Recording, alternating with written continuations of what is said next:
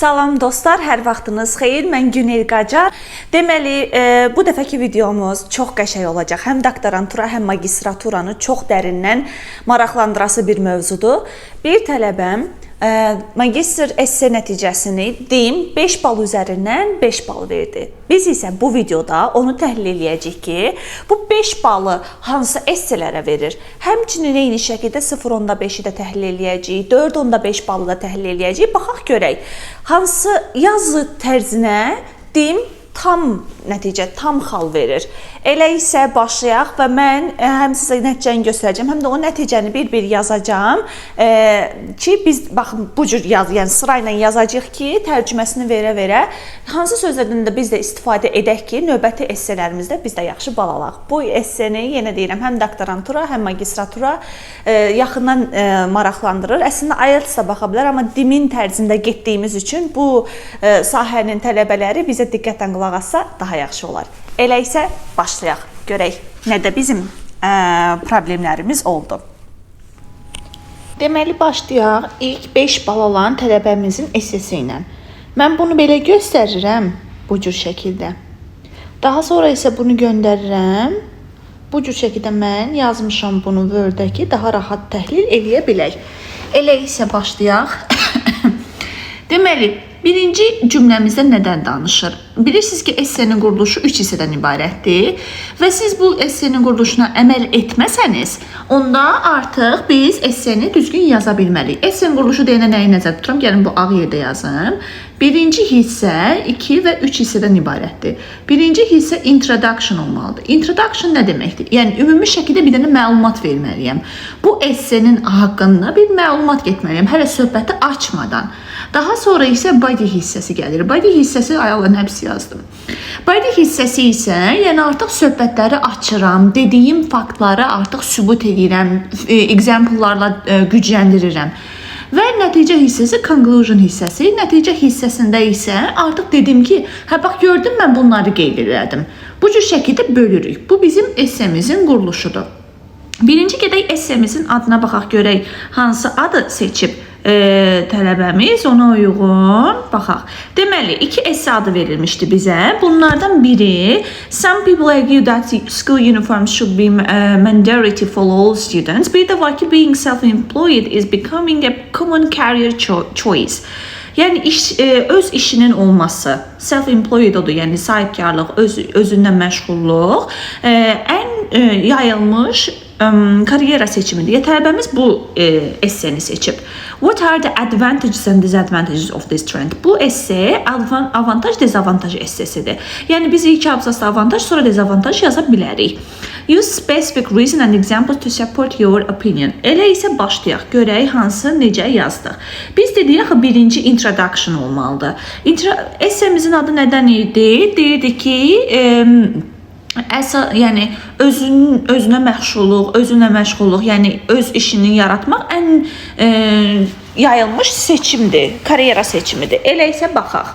Introduction-da görək tələbəmiz hansı məlumatı verib.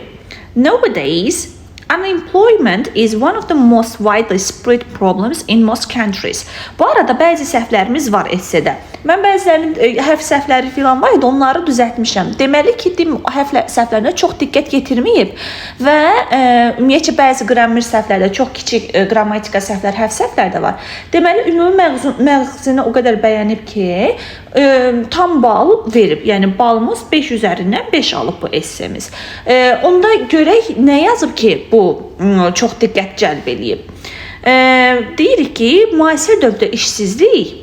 Baxın, söhbətə işsizlikdən daxil olub. Yəni, ümumi şəkildə işdən məlumat vermək istəyib.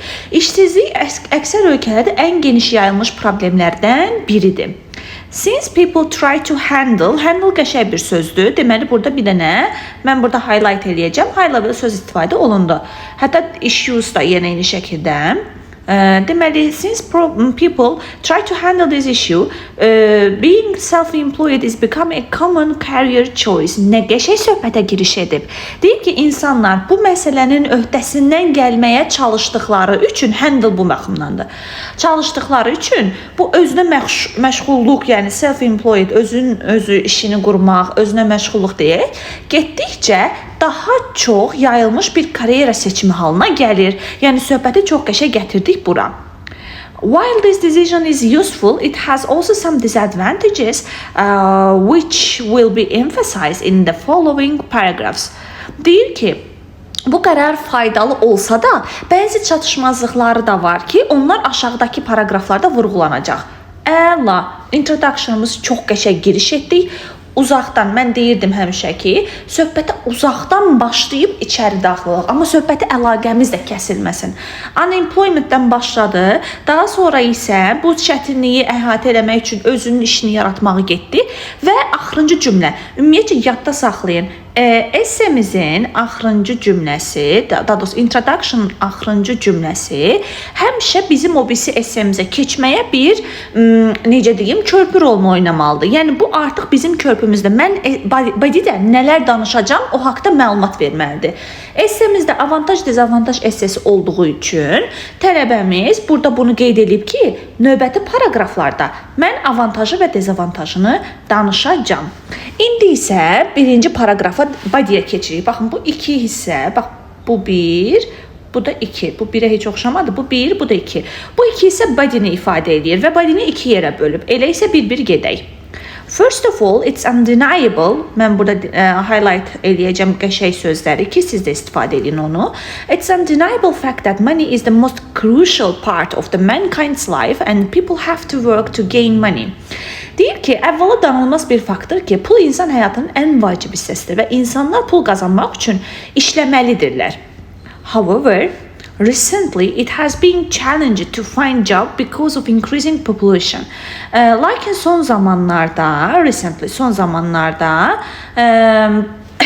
artan əhali səbəbindən iş tapmaq çətinləşib. Deməli, iş tapmaq çətinləşib because of the səbəbindən görə, ucbatından deyir, because of increasing population, yəni əhalinin artması səbəbindən. So, əslində biz onu akademik əsərlərdə çox tövsiyə etmirik. So, çünki daha çox informala gedir. Yəni, günlük danışığı, amma istifadə olunub sorun deyil. Therefore, that's why belə istifadə edə bilərsiniz. So, the most choose to establish their own work. Burada biraz qrammatiklə biraz problemimiz var, amma əslində yenə də görməzdən gələk bizdə və davam eləyək. Deyirik ki, buna görə də insanların əksəriyyəti öz işlərini qurmağı seçirlər. The most choice ifadəsi, choose ifadəsi səhvdir. Burada yenə deyirəm, biz də görməzdən gələk və davam edək, çünki esseni çox qəşəng əlaqələndirib. Daha sonra deyirik ki, in this way, while they earn their profit, they also avoid conflicts and dependence of other people. Bu yolla onlar həm qazanc əldə edirlər, earn profit, fayda, mənfəət, qazancı əldə edirlər. Həm də digər insanlardan asılılıqdan və münaqişədən qaçırlar. Yəni öz işini quranda həm pul qazanırsan, həm də digər insanlardan asılı olmursan. For example, baxın, ən gözəl üsul budur. Bizə bir söhbət verdi. Yəni avantaj essesinin açılışı nədir? Birinci, bu söhbətin avantajı nədir? Avantajın nə olduğunu dedi. Sonra onu biraz daha detallı izah elədi. Sonra da bir dənə for example-dan ifadəni verdi. Yəni, avantajı budur, filan şeylərdir və məsəl üçün. Bu qədər bəsit. Məsəl üçün, if a person is a sole entrepreneur, bu çox qəşəng bir ifadədir. He does not have to divide the profits of entrepreneurship between other unlike partnership and he makes all decision about his business himself. Niyə bunun üstünə xətt çəkdim? Altından çəkəcəkdim. Deməli, deyir ki, məsələn, əgər bir insan fərdi sahibkardırsa, o qazancını digərləri ilə bölüşmək məcburiyyətində deyil. Yəni, şəriklikdən fərqli olaraq. Çox qəşəng bir unlike partnership. Şəriklikdən fərqli olaraq və biznesi ilə bağlı bütün qərarları özü verir. Therefore, he does not argue with someone else about his work. Beləliklə, buna görə də işi ilə bağlı heç kimlə mübahisəyə ehtiyac duymur. Mənim birinci abzasımı bu nəyə yazdıq? Avantaja yazdıq. Deməli, avantajın nə olduğunu biraz detallı izah verdim, sonra da bir dənə example verdim. Bununla da avantajı bitirdik. İndi keçirəm digər hissəmizə, digər abzasımıza. Bu abzasda isə dezavantajlardan danışılır. Deməli, avantaj, dezavantaj hissəsi budur. On the other hand, being self-employed has some challenges, yəni bəzi çətinliklər də yaradır. Such as finding the capital, yəni kapital tapmaq, pul tapmaq nəzərdə tutub. It's difficult for people to find money or Investor who, burada mən bunu başqa rəngdə bir dənə qeyd edeyim. Bax, bu qəşəng qrammatikadır. Bu qrammatikanda çox gözəl istifadə edilib. Yəni, relative pronoun qrammatikasıdır. Deyir ki, pul tapmaq və yaxud da investoru who ilə izah edir. Deyir ki, kim ki, onların işlərinə invest edir. And provide them with capital. Deməli, necə dedik, insanlar üçün biznesə sərmayə qoyacaq investor tapmaq və ya lazım maliyyəni əldə etmək çətindir. Additionally, linking wordslərdən istifadə olunub, bu da çox gözəl bir avantaj gətirir. Deməli, esseni yaxşı bal almaq istəyirsinizsə, esse quruluşu, introduction, body, conclusion yerində olsun, essenin adından özü uyğunlaşsın. Avantaj, dezavantajlı essesini seçib çox da qəşəng edib, birinci paragrafa avantaj, ikinci paragraf dezavantaj yazıb, linking wordslərdən istifadə edib, fikrini tam ifadə edib, balını alıb.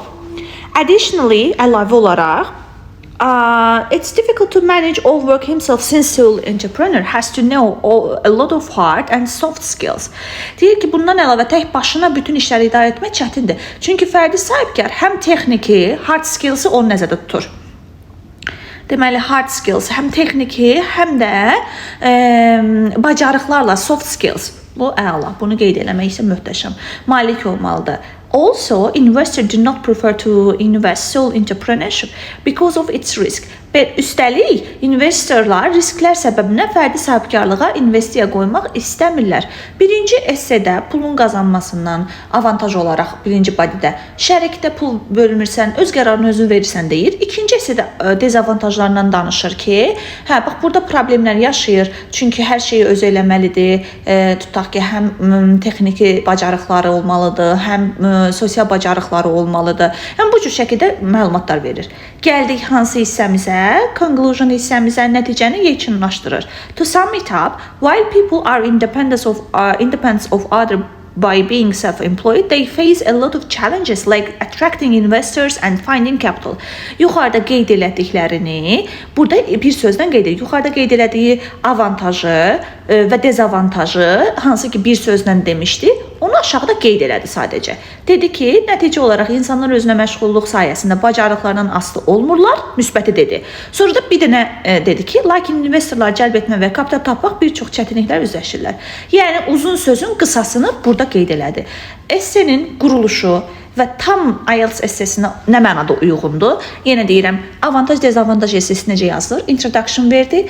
Body hissəsində birinci hissədə avantajı, ikinci hissədə dezavantajı qeyd elədi.